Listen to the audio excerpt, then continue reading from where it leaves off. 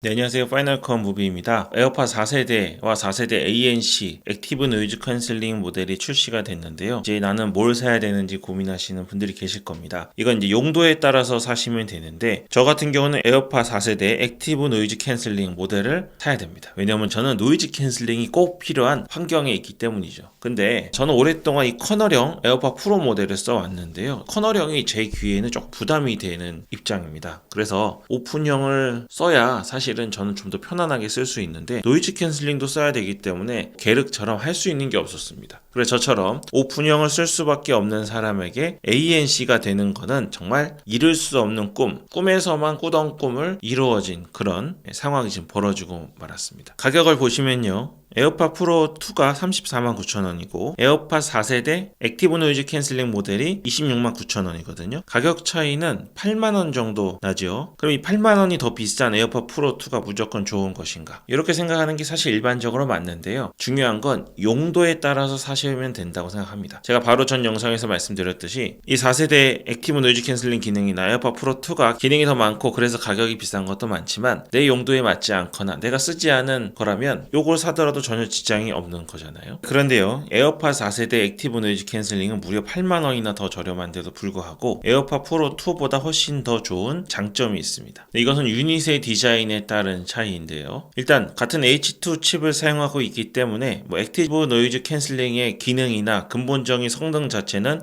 비슷하다고 보시면 되겠습니다. 근데 얘는 이렇게 커널형이잖아요. 물리적으로 귀를 꽉 막아줄 수 있습니다. 그래서 이 귀를 꽉 막아주는 이어 팁의 성능 플러스 액티브 노이즈 캔슬링 기능을 하기 때문에 액티브 노이즈 캔슬링을 작동했을 때의 소리를 차단해내는 성능은 얘보다 훨씬 높습니다. 근데 대신에 이런 최종 성능은 좋지만 자연스러움은 당연히 떨어질 수밖에 없겠죠. 언제 자연스러움이 떨어지냐면 한 가지는 액티브 노이즈 캔슬링을 안 했을 때 하고 액티브 노이즈 캔슬링을 했을 때의 전환되는 느낌이 이질감이 굉장히 강합니다. 물론 최종 결과적으로는 주변 소음이 완전히 차단되기 때문에 더 높은 성능을 요구하지만 이거를 자주 변환하시는 분들이 있거든요. 저 같은 경우는 엄청 자주 하진 않지만 그래도 변환할 때마다 사실 놀랄 정도로 처음에 이 기능이 나왔을 때는 중간에 공기가 멈추는 것처럼 굉장히 놀라움을 느꼈는데 매일 여러 번 바꾸는 입장에서는 이 이질감이 가끔은 불편함을 줄 때도 있습니다. 또 한 가지가 있는데요. 이건 좀 중요한 문제입니다. 액티브 노이즈 캔슬링이 되는 모델들에는 꼭 들어가 있는 기능이 있는데요. 주변음 허용 모드입니다. 귀에 이어폰을 꽂고 다니면 길에서 자동차가 온다든지 킥보드가 온다든지 사람이 온다든지 혹은 어떤 상점에 가가지고 물건을 주문한다든지 이 밖에 있는 소리를 인지 못하는 경우들이 많습니다. 게다가 에어팟 프로 2 같은 경우에는 커널형이기 때문에 액티브 노이즈 캔슬링을 쓰지 않는다고 하더라도 기본적으로 외부에 있는 소음이 차단되어 있는 경우죠. 그래서 그 상태로 그냥 끼고 다니면 사실 위험성이 높습니다. 그래서 써야 되는 기능이 바로 주변은 허용 모드입니다. 이어폰을 꽂고 있을 때에도 밖의 소리를 충분히 들을 수 있는 기능이죠. 근데 여기서 에어팟 프로 2에서 실행되는 주변의 허용 모드와 에어팟 4세대 ANC 모델에서 허용되는 주변의 허용 모드의 자연스러움이 차이가 납니다. 에어팟 프로 2에서는 좀 과장되게 주변음이 증폭돼서 귀로 들어오는 이질감 있는 느낌이 있습니다. 근데 에어팟 4세대 액티브 노이즈 캔슬링 경우에는 에어팟 착용한 것과 착용하지 않은 것이 차이가 느껴지지 않을 만큼 굉장히 자연스럽게 주변음 허용 모드가 실행이 됩니다. 이거는 둘의 성능 차이이기보다는 아까 말씀드린 것처럼 유닛의 차이가 있죠. 얘는 커널형이 아니기 때문에 귀를 꽉 막고 있지 않고 그런 유닛의 차이 더하기 주변음 허용 모드는 정말로 귀에서 에어팟을 빼지 않아도 될 정도의 자연스러움을 갖다 줍니다. 운동할 때나 어떤 특정한 상황에서는 에어팟 케이스를 갖고 나가지 않는 경우가 많습니다. 저 같은 경우도 어디 운동하러 갈 때 차에는 케이스를 갖고 가도 차에서는 귀에다가 에어팟을 꽂고 케이스는 차에 놓고 가는 경우가 많아요. 그런데 그런 상황에서 누군가 말을 걸거나 이야기를 해야 되는 상황, 주변의 상황을 파악해야 되는 경우에는 유닛을 빼서 어디 놓을 데가 없습니다. 그냥 귀에 꽂고 싶은데 그러기 어려운 경우들이 많이 있었어요. 집에서 런닝을 하러 나갈 때는 당연히 에어팟만 꽂고 나가겠죠. 하나라도 짐을 줄여야 되니까. 그런 경우에 귀에 꽂고 있어도 전혀 불편함을 느끼지 않을 수 있는 게 이번 에어팟 4세대 오픈형 모델의 액티브 노이즈 캔슬링입니다. 물론 에어팟 프로 2가 갖고 있는 장점이 있습니다. 아까 말씀드린 것처럼 노이즈 캔슬링 기능이 더 좋고, 또 하나는 이번에 새로 들어온 기능이 있죠. 바로 이 대화 부스트 기능인데요. 보청기 같은 역할을 하는 게 있습니다. 귀가 잘 안 들리시는 우리 부모님이나 지인 같은 경우에는 보청기 엄청 비싼 거 아시죠? 제대로 되지도 않고 삐삐 거리는데, 그런 기능을 하기에는 이 에어팟 프로 2의 가격이 너무 싸고 또 아주 과한 소음